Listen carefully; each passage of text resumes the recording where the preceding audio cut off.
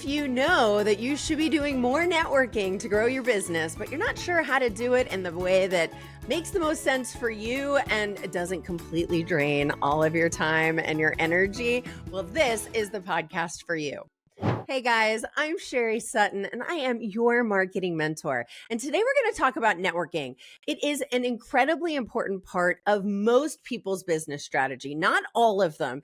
And if you don't already have a really clear marketing strategy, you're going to want to get a mentor like me. It's going to help you walk through all of the different options of the things that you could do, including networking and whether or not it's right for you. But let's say you've done that and you know that networking is an important part of your marketing growth.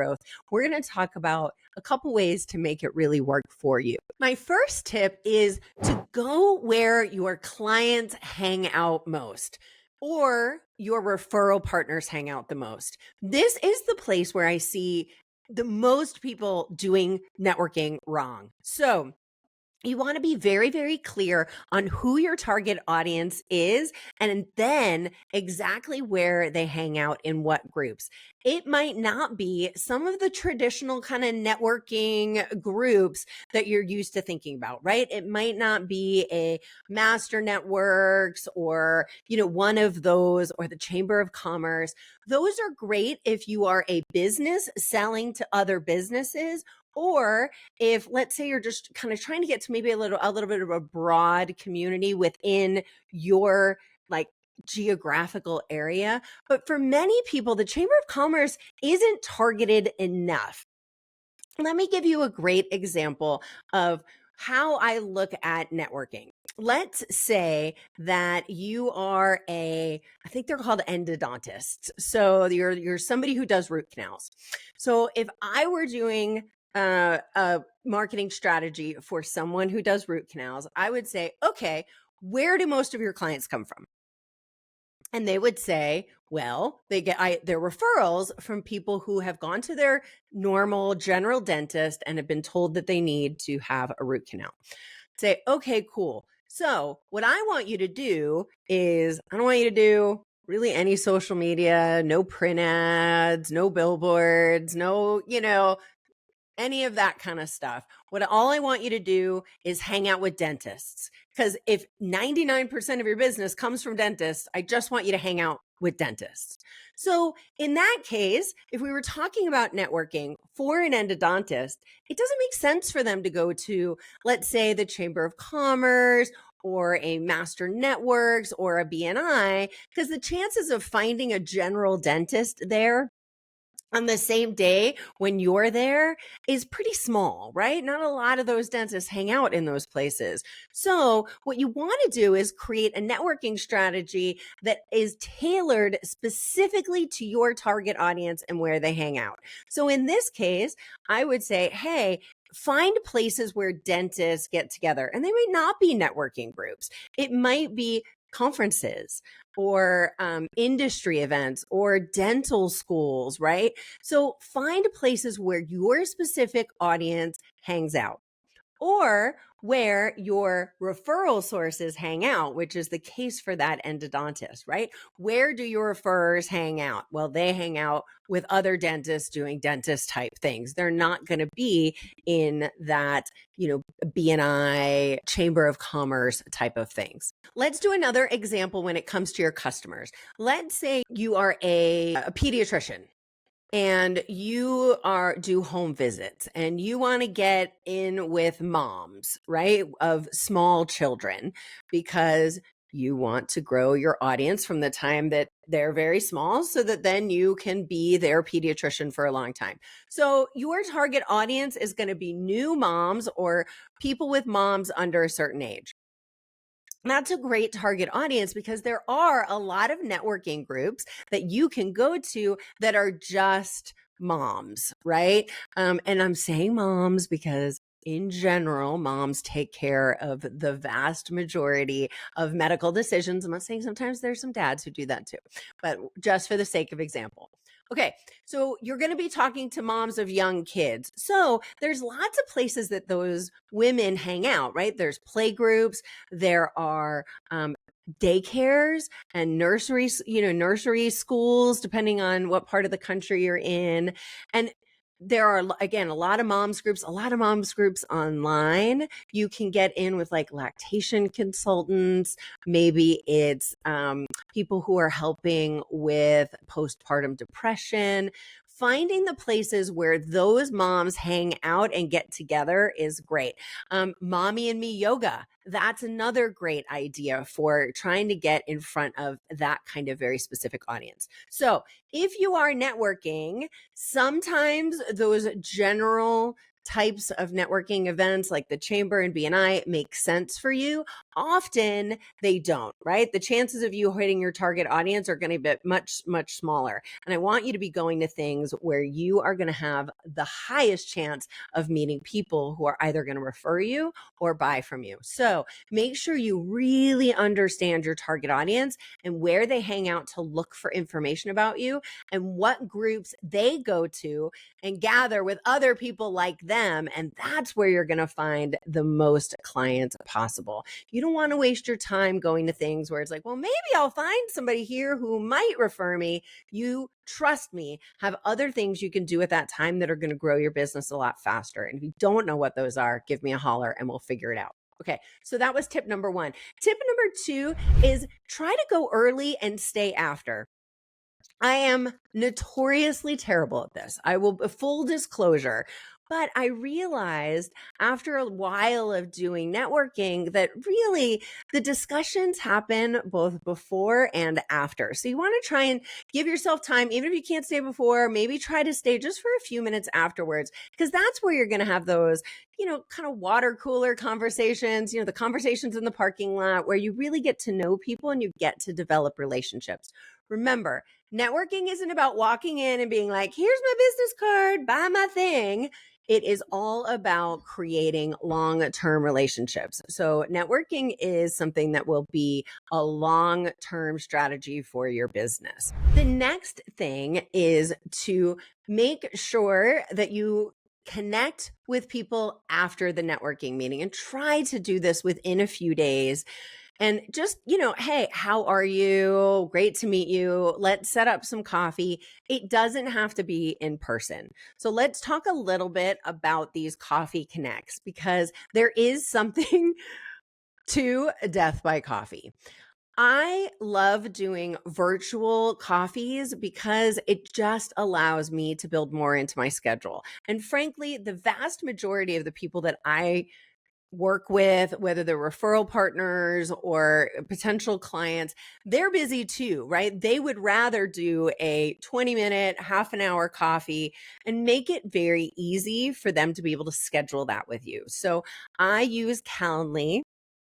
And you can actually go to my website right now. If you want to have coffee with me, go to my website and set up coffee with me. Make it very easy. I use Calendly. You can go to my website, or I will often send someone a note and say, hey, I loved meeting you. Let's grab virtual coffee. Here's a link where you can set up a time that works best for you. Some people feel like that's a little weird to send them a link to sign up.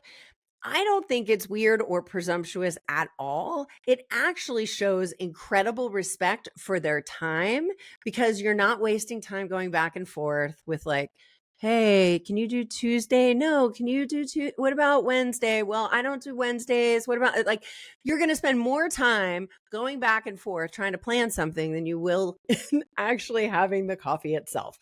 So do coffee connects, make them virtual, and try to have some way for them to schedule easy with you. So Calendly is what I use. If you feel a little strange just sending them your link, you can always say, hey, I'd love to grab virtual coffee.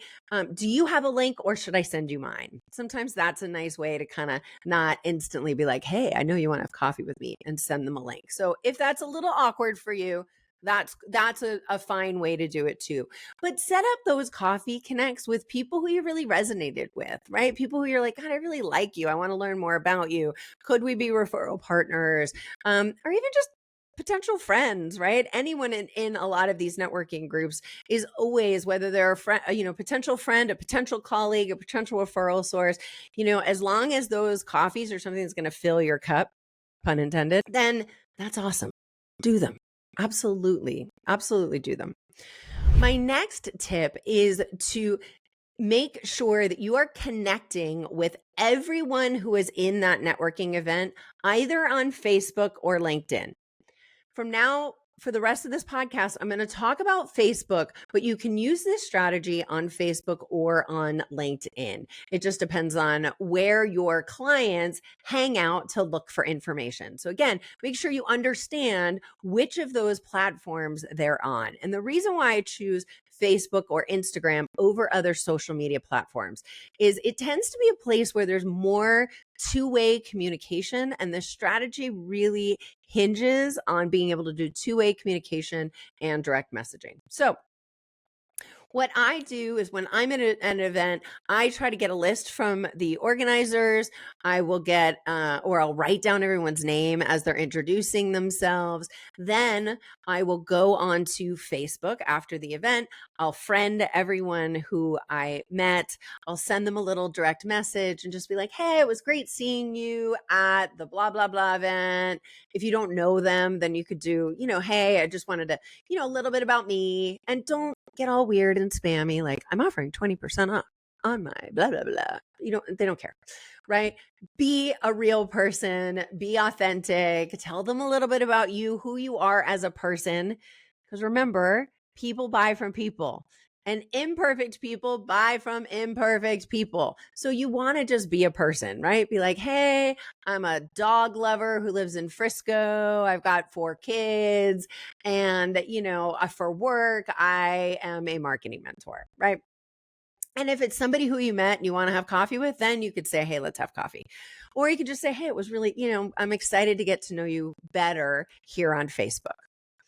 Then go over to their profile page and just like a few of the things that they have posted, right? Whether it's a work thing or a personal thing, try to leave a couple comments, because what it does is it tells the algorithm, hey, these guys are friends, right? You sent a direct message, you became friends, you commented on some of their posts, you liked some of their posts. All right, now we know that these two are friends. So then what happens is now the algorithm says these two are friends. So now you have your own social media strategy, which is a different podcast for a different day. But you have your own podcasting strategy. You're posting regularly. And now you are being shown to them for a short period of time. So you got to be posting regularly, but you will start showing up in their feed because Facebook's like, oh, okay, these guys are friends. Now they may not have accepted your friend request and then that won't work, but most of the time they will, right? Whether it's a connect request on LinkedIn or a friend request on Facebook. The other thing I would do is go to their business page, especially if they're a small business owner. Like I obviously sell to other small business owners. I always go to their business page and like their business page. I try to comment and like a few of their posts because, as we all know, anyone listening to this is a small business owner, and we all desperately want people to be on our business page. It's impossible to get people on our business page, but it shows that you're interested, that you're willing to support them. And so it's a very small thing to show that you are engaging in the relationship with them. So I hope that these little networking tips were beneficial for you. Again, 1, make sure you're only hanging out in places where your target audience is or your target referral sources are. 2, make sure you plan to go early and stay after. It doesn't have to be long. 15 minutes works great. 3, set up virtual coffees with people who you connected with and make it easy for them to schedule by using a Calendly link or whatever your favorite calendar software is. And 4, use Facebook and LinkedIn to connect and then use it as a way to stay in touch with them. I hope, again, that this was helpful. If you guys want to know more about me, head over to my website at sherrysutton.com or check me out. I'm on all the social places as Sherry Sutton. your marketing mentor. And if you loved this podcast, which I hope you did, please tell your friends, like, subscribe, do all the things, post something that says that we're awesome. And if you have ideas of other things you'd like me to talk about in the future, send those to me. Again, send me a DM on any of the podcasting on any of the social media places. And I would love to talk about whatever you want to talk about. So thank you so much. Have a great day.